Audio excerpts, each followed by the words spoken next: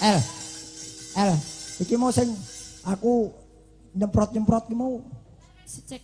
Leres Pak Den niku. Oh, kuwi bener. Iya, terus nanti kalau Jogjanan itu kan keluar Petro itu. Ah. Kalau di Goro-Goro itu. Terus nanti langsung masuk Soroyudo. Ma aku gemang di pondong sing kampi abang niko. Itu lanjutannya Gonal Ganel niku. Oh kuwi. Ya. Jane aku karo Elisa wis cocok lho jane. Heeh, bareng muni Gonal Ganel kok pas. Ya Gonal Jane Ganel. asline Sajane apa to Gonal Ganel sing Ganel iki apa? Jane Ya, sing diaturke wose wis katur saiki mung karek guyon nglawan Mas Gareng. oh ngono. Ya. Awake dhewe ning tengahing alas. Ya. Tengahing alas mbuh ning lor ngendi kidul ngendi awake dhewe ora roh. Heeh. Pakune nglipur diri bebarengan lawan menjerane Mas Teguh Agung Hartanto. Ya, sing dadi pemuda yang sangat luar biasa nggone ngibarke gendera bisnis. Kepara dadi ketua HIPNI, Himpunan Pengusaha Muda Indonesia sing mapan ana ing pusat Jakarta, anggotane ribuan. Oh ngono ya. Wis kula ngono kuwi, hari ulang tahun berdirinya HIPNI iki kapan ya kudu diwayangi ngono kuwi. Oh. Ngono ya, heeh. Kok para pengusaha-pengusaha iki dikelompokne kabeh urunan pira ta pira ngono gelar wayang kulit. Bah, mesti seneng. Sing seneng sapa? Aku. Lah iya, heeh. Nah, ning Jakarta kono lak mening terus. Ya, nggih. Matur Mbah nuwun. Ning nong. Kinutang kutang tansah bisa lelati. Yo Mas Gareng.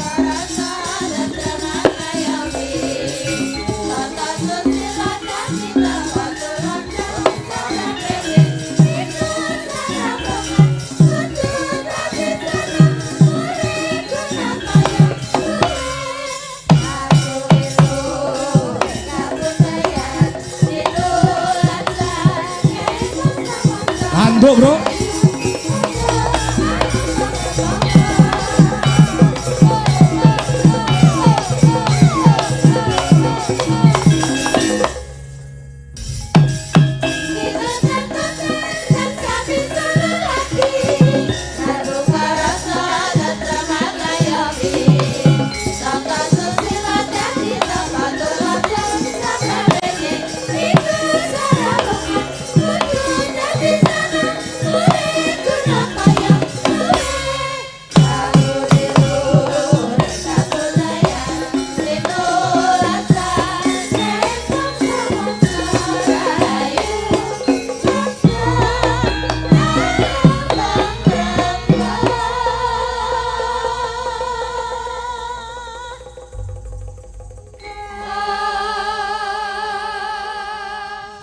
Satu truk. Lah iya, heeh.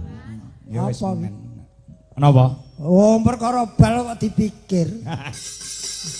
Ya, pancen permainan ki pertandingan ana sing menang ana sing kalah. Kepara nyata. Sing penting sportivitas tetap dijaga. Ah, bener. Nggih to Mas, kita wis berdoa kok. Ya. Wis ndongake tim nasional kita menang nih kok ya tetep kalah. Ya kuwi wis ginaris. Heeh. Kalah menang kudu disyukuri. Sing penting wis usaha dan berdoa. Heeh. Tur peluit belum disemprit untuk penutupan pertandingan. Ya, berarti masih ada kesempatan. Masih ada kesempatan untuk ya sembuh kono karamu. Ya, yang penting tetap berdoa. Jangan patah semangat walaupun sekarang kalah besok harus menang. Bener. Nggih. Sareng-sareng lawan para warga wonten ing Gonilan. Nggih. Nadyan ning kutha ning nyatane wah luar biasa nggih Mas Gareng. Lho lah wong mriki niku nggih termasuk kota yang berbudaya kok Mas. Oh nggih. Dadi samubarang dinikmati kanthi nikmat ora kemrungsung. Mula jenengan polah kaya ngoten nggih dinikmati niki wae kali sing mirsani. Napa nggih? Nggih, boten mamung ingkang rawuh dalu menika, ingkang mirsani saking dalem nggih sami menikmati. Nggih. Ngoten dadi nggih disyukuri melih. Dadi panjenengan nyambut damel tasih wonten ingkang terhibur disyukuri. Bener. Pokoke syukur niku jangan sampai lepas. syukur niku saking tembungsu niku suatu ungkapan manusia karena telah mendapatkan sesuatu yang diinginkan. Kur itu kurang pun tetap harus kita syukuri. Mungkin memang itulah jatah kita dari Tuhan yang Maha Esa. Rezeki wis enek sing ngatur ngoten niku to, Mas? Nggih. Lah nggih. Ati mboten sangaya pun pitados kali kula. Selama hidup punya cita-cita, manusia diharuskan punya cita-cita, Mas. Setinggi langit, tapi yaitu harus dibarengi dengan usaha dan doa. Tanpa itu niscaya akan berhasil. Betul. Ngoten ngomong kula niku donga lho ben bengi niku. Donga. Loh, rumangsa jenengan niku saka limbukan ning gara-gara niku bar limbukan ning gara-gara rumangsamu mboten dikir. Sampean to? Nggih. Weh. Nggih. Sampean ki wis kurang apa to, Mas? Napa nih? Sampean ki nuwun sewu lho, klebu kudu syukuri lho. Napa? Sampean gareng yo walaupun sampai sepuh ning nyatane sing diminati akeh sing nanggap. Nggih. Putra-putrane hasil saka panjenengan gareng iso nggih nyekolahane anak nganti anak loro wedok kabeh dadi dokter kabeh. Tur wis mantu, dasare mantu sampeyan yo iso ngedekne bale wisma sing luar biasa ora ngrepoti wong tuwa. Kuwi syukur gedhe tumrap sampeyan kudune nggih ta? Ning bali melih kodrate menungso. Dimanapun tidak ada orang yang puas niku mboten enten. Niku gawan menungso, Mas. Oh, wateke menungso ya kaya ngono kuwi ya. Niku gawan menungso. Tur melih kula omongi niki jenengan dereng ngrasake. Apa? Sok yen tambah umur melih ngrasake. Nggih. Dadi seniman itu ternyata yang diburu tidak hanya materi, tapi kepuasan hati. Kok iso? Loh, jenengan duwe nodit akeh ning ora tau pentas mayang utawa dalang. Pripun, stres mboten? Nggih. Nah niku. Bener Mas, kula entuk duit akeh mergo bathi ngedol wayang ning duit nadyan sithik nek bathi saka mayang kuwi atine luwih marem timbang ngedol wayang. Makane nggih hiburane awake dhewe niku kejaba ngupaya boga ugi niki makani rasa. Ah, iya. Aku mau iki kudangan iki mau anu halaman 31 lho le buku mau. Wah. Semarangan ya, Dik. Semarangan. Wah. Ya wong aku ki isane mung ya adum-adum kok ngono aku ya notasi ra iso ya tak bagekke karo kanca-kanca pengrawit. Aku duwe siji mumpung ana anu iki. Mumpung ana si Elisa dalan saka Yogya. Heeh. Aku mbiyen tau diapkei hafalan bapakku irim-irim Laraswangi weton Ngayus Jakarta nganggo Purwakantida. Wah, ya tak pengen krungu Pak Dik. Kowe yen kleru iso dikei masukan aku. Ah, iya. Mergo wis suwe ra tak tokke. Nek kleru tak benerke. Wis saja. Lunging gadung lumambat wit kambil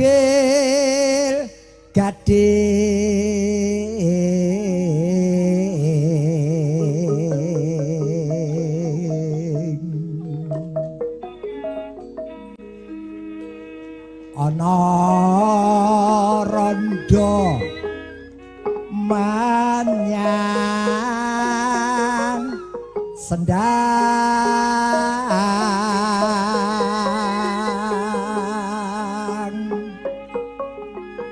dang medhom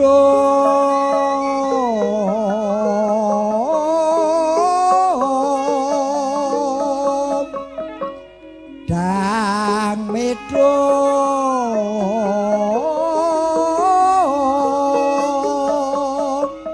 medang medhom nyangking mendong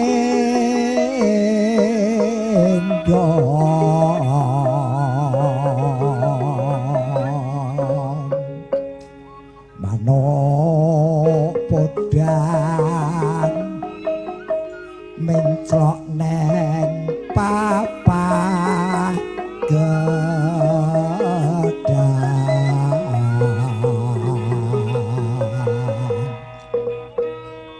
nucu nucu nucu iwa ingkang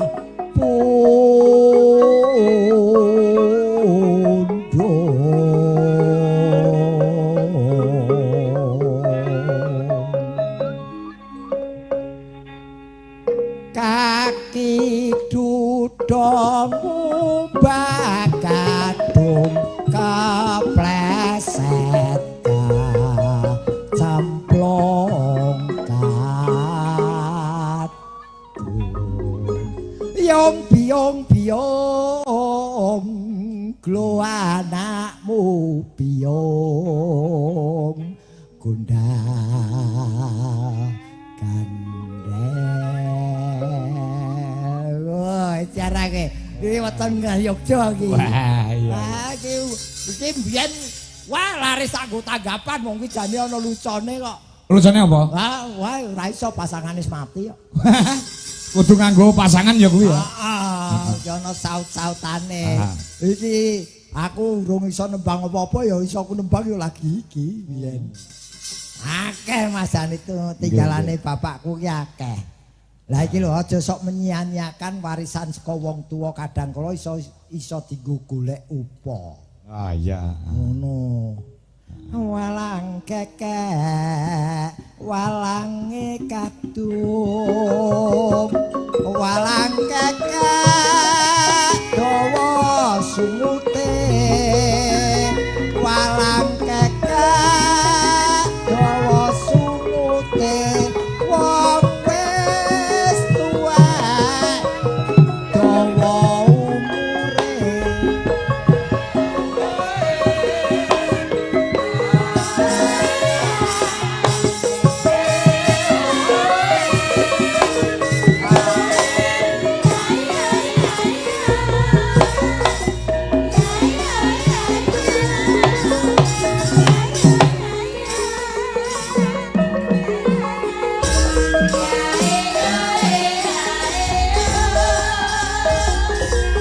srengenge mulon parane yayo yayo gunung kelut tanduri tela kaya ngene rekasane wong gak manut karo wong tuwa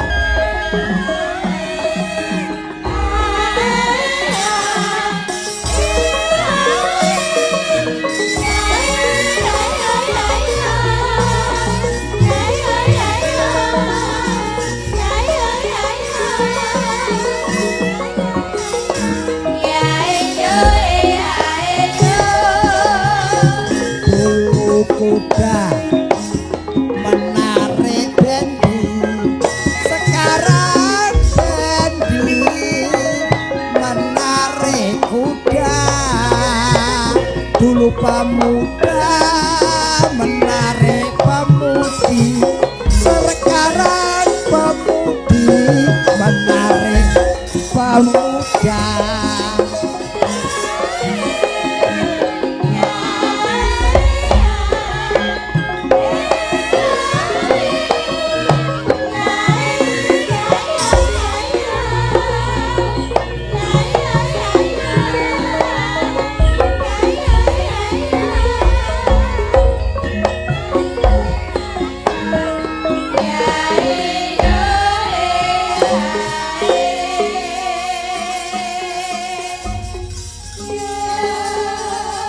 apalan lawas ya lagi tak toke ya lagi saiki iki.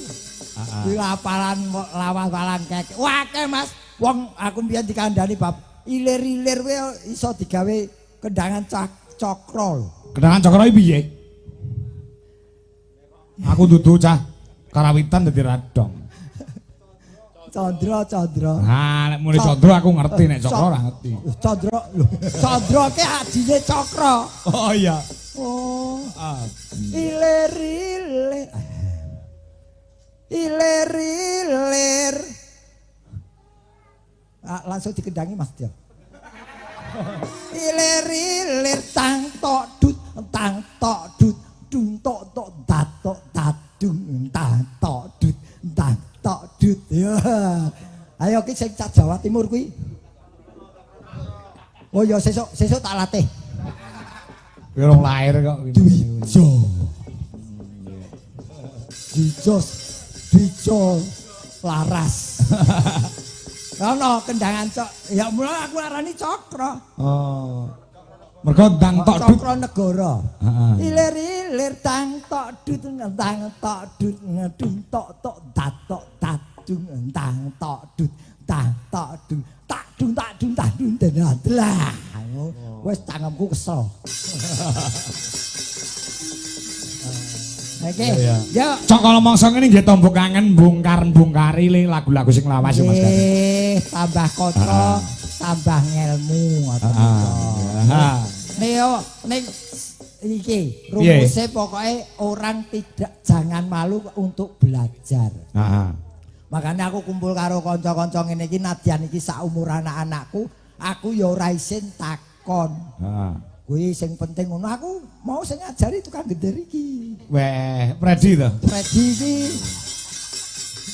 iki pokoke anggere rokok saler lancar ilmune. Iya. Wis ya raketang sithik-sithik Mas. Duwe celengan, ya tak openi wong iso golek pangan. Oh iya. Ambak dikaya ngopolan kepiye? Jenenge panjenengan iki dadi panutaning para gareng-gareng sak Indonesia. Oh, tak kira panutaning para denawa. Ya wong ya iki bakal engko ya tak tularke karo kanca-kanca liya-liyane. Heeh. Ya jare ngelmu kae diguak ora kemrusak digembol ora mendosa. Bener. Ya, mbok menawa. Mula aku mumpung tak takke ngene mumpung ana dalang saka Yogya iki. Sok Elisa to. Sing tak unekke mau bener apa ora ngono lho. Oh iya. Takon jajal. El. Iki mau sing aku nyemprot-nyemprot ki mau. Cek. Leres Pak Den niku. Oh, kuwi bener. Iya, terus nanti kalau Jogjanan itu kan keluar Petro itu. Ha-ha. Kalau di Goro-Goro itu. Ha-ha. Terus nanti langsung masuk Sorayuda. Ma aku gemang di pondong sing kampi abang niko. Itu lanjutannya Gonal Ganel niku. Oh kuwi. Ya. Jane aku karo Elisa wis cocok lho jane. Heeh, bareng muni Gonal Ganel kok pas. Ya Gonal Jane Ganel. asline Sajane apa to Gonal Ganel sing Ganel iki apa? jane iki gondal gandel wong Purwokantida kok gondal gandel. Oh, kalau dulu iya. Persepsi orang tuh sok-sok Beda-beda. beda gondal gandel gak terus juruse teng Soalnya neko-neko. warisan tuh warisan lisan. Nah. Jadi kan taunya kan dari lisannya itu dikira wudele Petro. Betul. Jadi ngiranya itu Gonal Ganel. Yen gondal gandel kuwi wong wedok nganggo suweng gedhe tregel. Oh itu gondal Gonal. gandel. Oh ya macam-macam kan persepsinya. Ya padha-padha kok. Itu kalau warisan tertulis itu ada bisa Ada dibaca. jelas. Kalau lisan itu turun temurun ya saya. Turun. Terus setiap seniman kan punya kembangan sendiri-sendiri. Betul. Persepsinya ya dewe-dewe. Ya, itu luar biasa. Oh, aku biasa di luar. Mutiara ini nek mboten didudah eman-eman. Nggih. Hilang. Ya kleru ya maklum wong pancen dudu profesi ku lak dalan to kudune. Nggih niku biasane Kuwi dalan. dalan kuwi. Janan. Heeh, kuwi Pak dalan cara ngayogja ngono kuwi su. Heeh. Ya mung iki mau aku suluke atau cengkoke ora Yogjan. Ya campuran mergo aku entuke ya ning Semarang. Weh. Dadi wis campuran karo Semarangan. Nggih. Ayo nembang Mas Kareng ya. Nggih. Sadurunge Mbak Elisa, iki anu Sapa? sing perawan siki anu si Wanda. Nah, Wanda ki urung tampil dhewe do rong malam. Wanda sing tak enteni kok. Heeh. Wan. Nah, ngadeg Wan. Nah, iya. Iki cah wedok ning jenenge marake ora pas e. Wanda diundang Wan dikira lanang, nda ya dikira lanang. Nda, beda kabare nda. Nda ki emas utawa sedulur. Kene-kene, Nduk, sayang. Wah. Bocah kok kulite kaya granit, Kaya granit. putih kempling lunyu. Nah, mulasa nek golek bojo aja sing ireng. Nah, ndak lek lahir anake malah kaya ula weling. Berarti sing pripun, Pak? Ya, Sing sami putih napa? ya sak seliramu sing ndi ngono wae. Ya manut kodrate. Sak madya. Ya ora kekuningen, ya ora kirengen. Blawu. Lah, pengen piye to, Ndak? Pripun? Pengen duwe bojo sing model piye? Lah nggih sing saling melengkapi to, Pak. Kalau kan kaya ra enak. Ura wering ra itu wong kadut ya. Oh, sing saling melengkapi. Nggih. Kowe nyonto Pak Digareng kuwi lho. Pripun, Leh Pak? omah wis puluhan tahun nganti sakjane ora nate kok jenenge geger iki ora tau. Oh, aja ngasih. Oh, ora ana sing ngerti. Primpen kok. Primen piye? Primpen ling nyimpen wadine rumah tangga. Oh Tak iya. kei rumusan ya. Rumusan apa? Iki serius. Wong yen rumah tangga aja sok padu. Ning padu ya entuk, waton aja neng-nengan. Tapi neng-nengan ya entuk. Ning peringatan keras aja nganti ngliwati 24 jam. Yen kowe ngliwati 24 jam ibaratnya kowe mlaku ning pinggir jurang, blumbar rumah tanggamu. Iki wis tak praktekke aku. Aku kan terus meh kliwat 24 jam bojoku tak lus-lus. Terus mapan. Ngono, ya. Tak kira lek Mas kawin, ora to? Loh. Yo. Seri berikutnya. Oh, seri berikutnya. Ya, iki kandhane wong tuwa. Iya. Nek muga-muga kowe ketemu jodohmu ya, Nduk. Amin. Apa selak pengen rabi apa kuwi, Mas De? Apa wis rampung to kowe? Sekolah. Alhamdulillah sampun, Pak D. Wis S1. Sampun. Pacangan wis duwe rung. Pacangan niku pasangan. Heeh. Dereng. Sekseni dan nyanyi kene lho. Dereng menikah kok. Oh iya ya, Pak, ya iki pacangan. Pacangan ki tegese pacar. Oh, pacar. Oh. Lek pacar sampun, Pak. Wah, ya.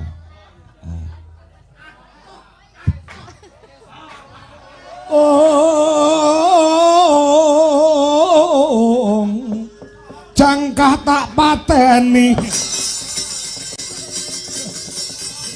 Sik to, sakmenake kok sing susah gur kowe to. Ki, apa kowe pacare temu ireng ki to?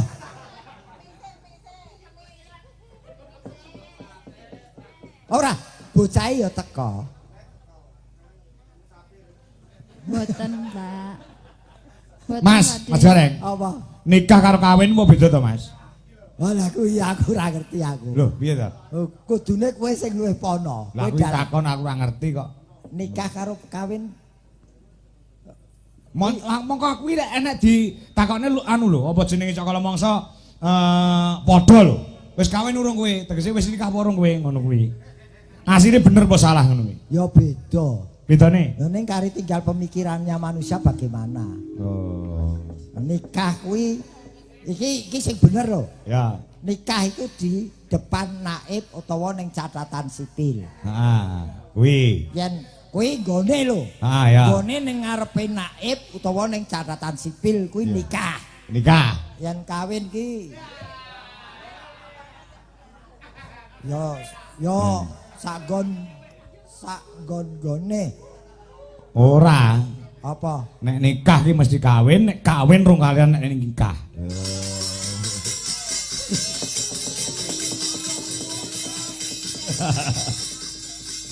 Kawin bukan. Tak praktekke. Ora iki nggo supaya kowe ora tegang wong kok nembang kok tegang gitu. Ya. Nembang apa nembang Iki ana sing nyuwun sesideman Mas Gareng. Ki ada ucapan-ucapan dari teman-teman dan fan berat di Jelaras Indonesia. Saking Pak Tarno Tania Jaya, Sugeng Ambal Warso Pak Kangko panjang umur. Sehat selalu semakin sukses laris terus tanggapane. Amin matur nuwun Pak Tarno.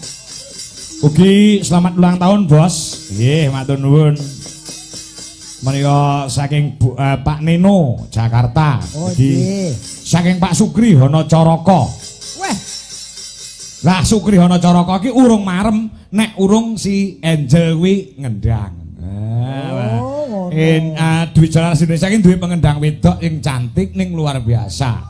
Wis ana grup AM. Nah, Angel Mania. Weh dia. Iku grupe wonten teng Jakarta mriku. Anggotane namung kalih Sukri kalih anake. Dadi aku ya gumun cah wedok kok jenenge Angel. Angel. Angel. Angel iki tulisane Angel. Ya. Ayo nduk Jel, Jel, pindah ayo. ning nggon anu. Jel, ayo Jel. Ah, nggih. Ugi assalamualaikum sugeng ambal warsa nggih matur nuwun. Sembah nuwun ugi menika saking warung Tombo Luwe Cikarang. Sugeng ambal warsa pakanggo mugi tansah pinaringan sehat, sehat, panjang umur, barokah rezeki sempulur. Amin matur sembah nuwun. Amin amin. Sedherek kemawon ugi ingkang wonten ing channel Dwija Laras Indonesia ingkang ucapaken ulang tahun datang kula matur sembah nuwun. Ya, Bapak Nono sik. Nduk Wanda. Apa? Kok Angel kok ngundang kok apa? Oh ditunggoni Mas Widodo. Oh ya ora jar kendel wis to. Kok kleru tak benake. Wah iya. Dodo. Ya. Ning ana lho Njel, lek ngendang kudu sila lho. Iso ora sila kene tak silakne. Tak silakne sikile iki lho maksude. Tuh. anu lambe karo niat beda. Ya. Endi? Wiwitane. Ya. Wiwitane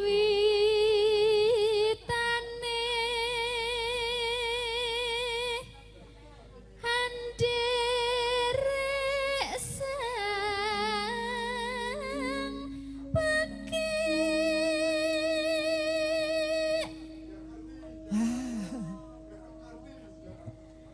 priya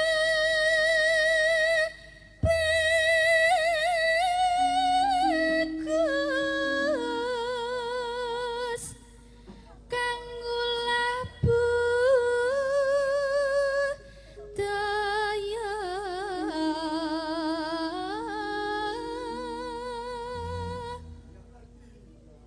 Sowan sawan menyang kutha gedhe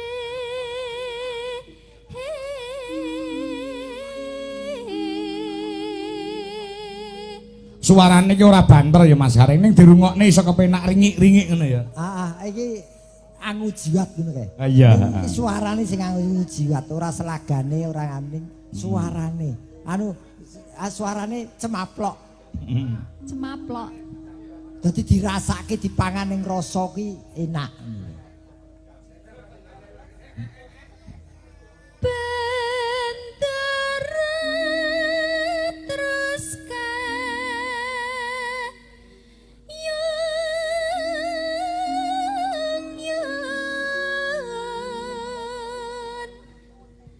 selendang kuning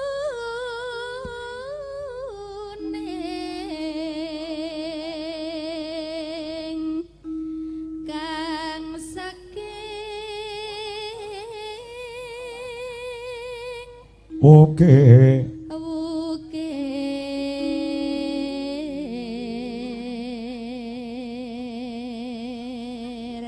Ya. swara kurang premana Ning wasis ning wasesa ngungro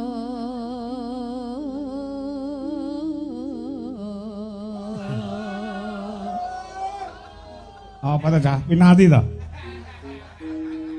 Oh, kekrek. Wah. 3-2 berarti ya. Bismillah sitok engkas, loro setengah ngono lah. Jadi gen menang lho Indonesia ki mbok mlebu Piala Dunia ngono. Kowe mesti totoan kowe. Rumah ora totoan, masalah aku yo ndelok ki lho. Aku yo ndelok. Kevin Dick sing ngegolne. Wah, ya. Oh iya iya iya. Kuwi kancane Lucinta Nia sapa sini? Lucita Molo. Yo, ayo ndak. Nah, kurang siji ngkas. Ya. krum marang bendara tiah sulistya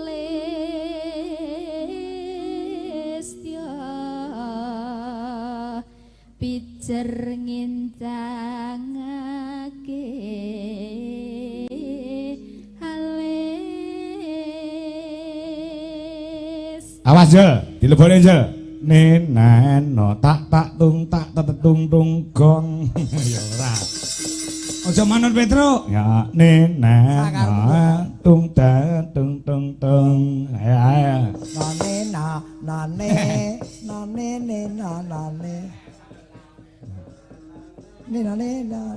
sing ngendhangi wedi tenan lho kentil Mas Geyong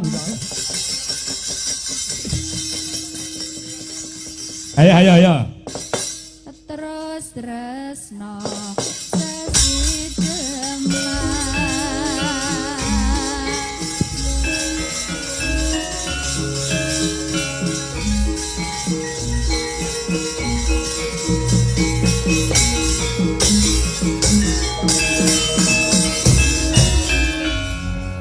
ya luwe becik paterono timbang bisa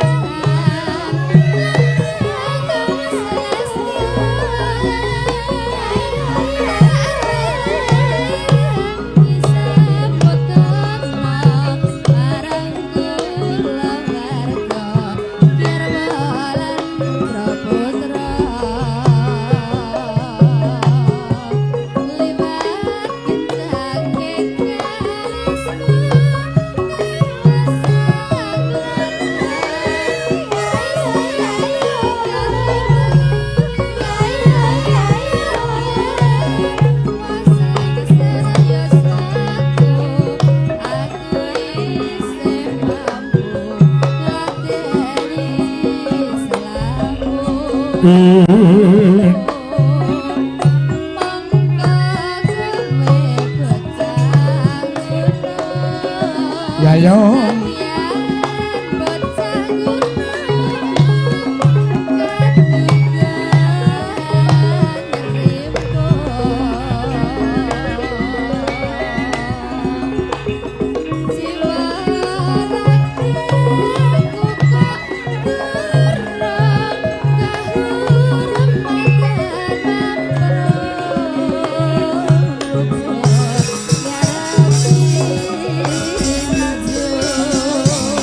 hey yeah.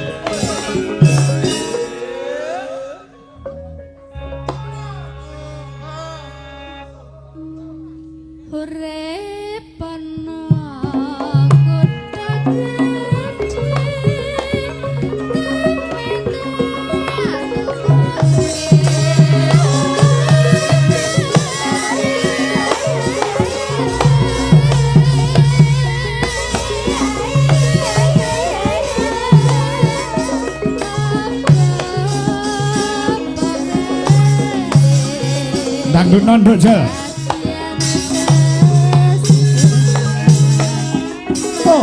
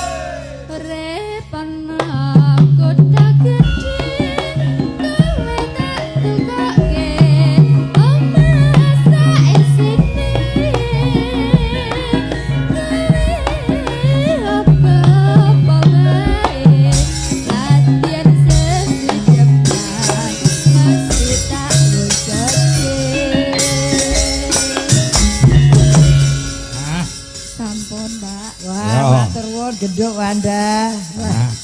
Sing ngendang saya kendel iki. Oh, piye? Saya kendel piye? Aku tak toke halusan lho kok. Wah, variasine iki wong. Wis yo ngono kuwi nduk kendel kudu. Ya.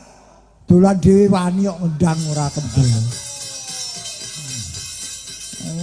Ya ora kena kartu merah ora ya. Jawa Timur kok. Yo Jawa Timur ya, Dok ya. Kamu tidak Solo niku malah kelahirane kota Solo. Angel niku nggih. Oh, cah Solo to? Iya. Weh, luar biasa. Tur duduk anak seniman lho hebat itu. Weh, alhamdulillah. Mung wiwit SD mbiyen ana ekstrakurikuler ning SD-ne kuwi. Heeh, nggih. Ana kerawitane lho. Oh, ya ditutuk-tutuke ya, Nduk ya, supaya dadi pengendang putri sing peng-pengan. Wes. Kowe ngendangi kiprah sampean wis iso kok. Oh, tenan. Oh, ora percaya. Mau. Tenan. Mau buka mau tak kiprahi. Saiki wis ora kiprah.